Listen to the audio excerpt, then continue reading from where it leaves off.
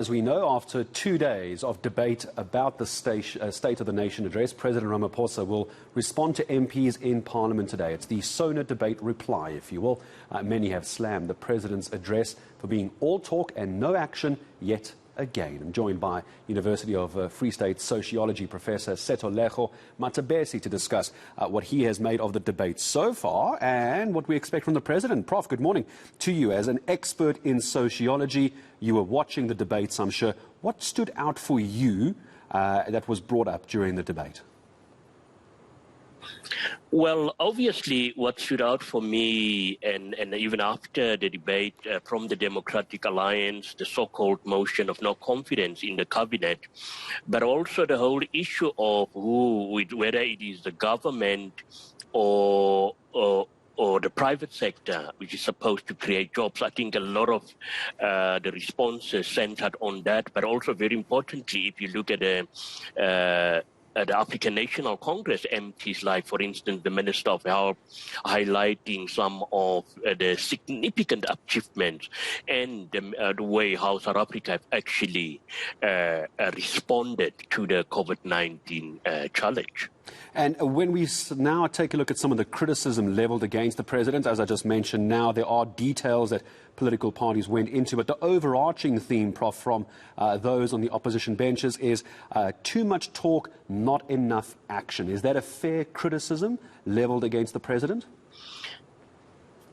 For me, that is even more than a fair criticism.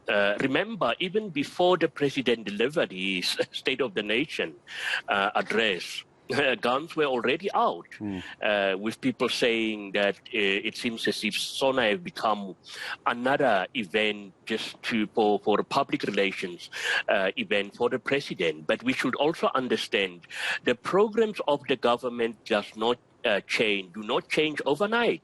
And that's why it seems as if the President is repeating himself. That is not a problem. The problem is if you want to bring structural change, whether it's to the economy, society, you will need fiscal discipline. And we don't have that.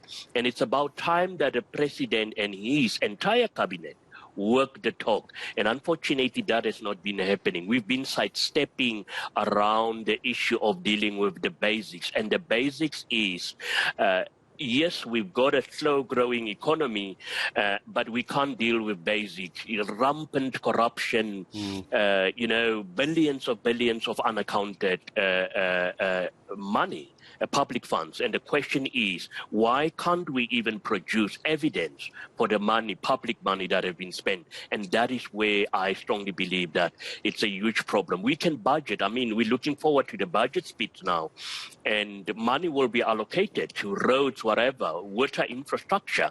But fact of the matter is, if we don't enhance our monitoring systems, we will sit with this problem forever.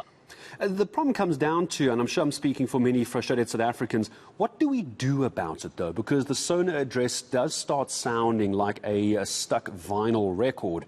And yes, there are improvements here or there, but it does seem to be the same speech year in and year out. But what do we as South Africans and opposition political parties do about this?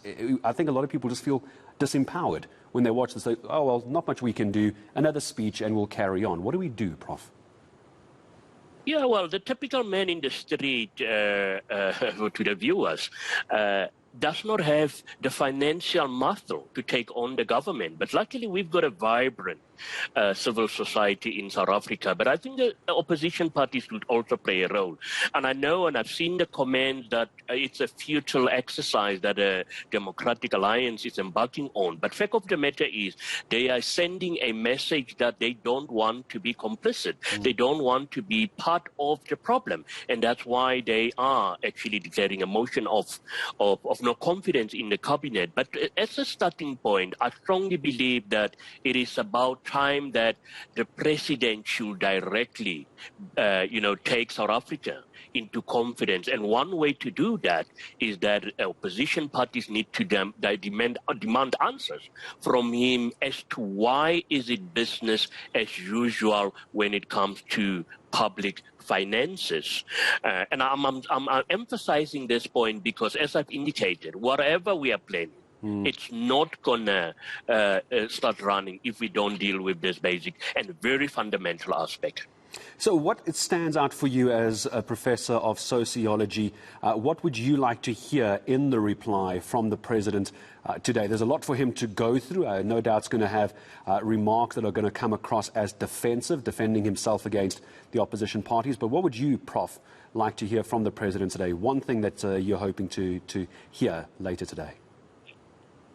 Yeah, well, I'm very fortunate. I'm not in the president's shoes, and I think he's under tremendous pressure. But fact of the matter is the president should put the interest of South Africans first. And what I would want to hear, I've already heard when he delivered SONA, and I must also emphasize, he delivered SONA. I mean, he does have oratory skills.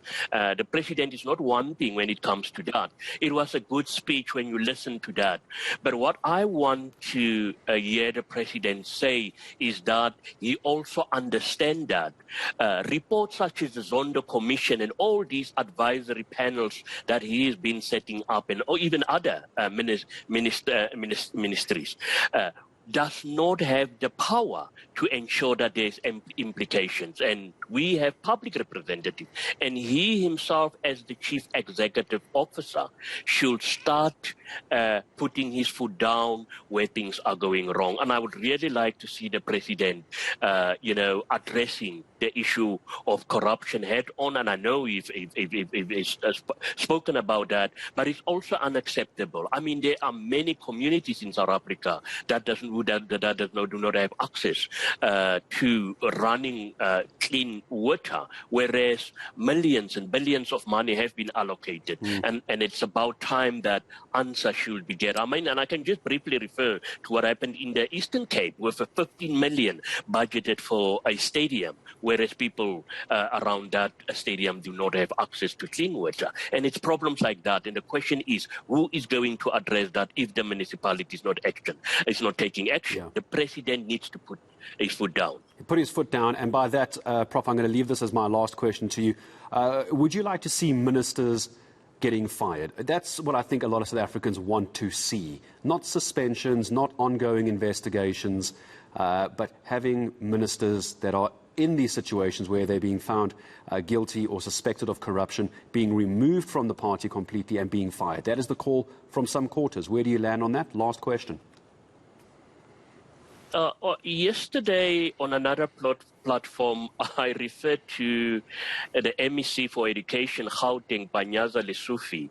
The way he is dealing, well, people can blame him whether he deals rightly or wrongly with certain things, but fact of the matter is, he is very responsive. You want a public representative like that.